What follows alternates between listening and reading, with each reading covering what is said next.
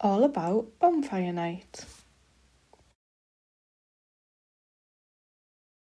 What is Bonfire Night?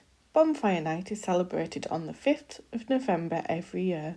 We celebrate it because in 1605, a man called Guy Fawkes and his friends from York decided to try and blow up the English government, along with King James I.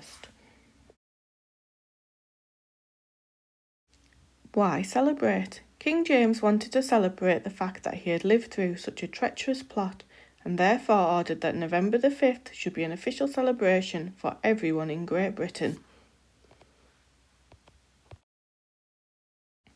We celebrate with fireworks.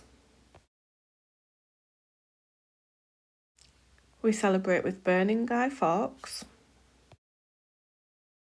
We celebrate with using sparklers.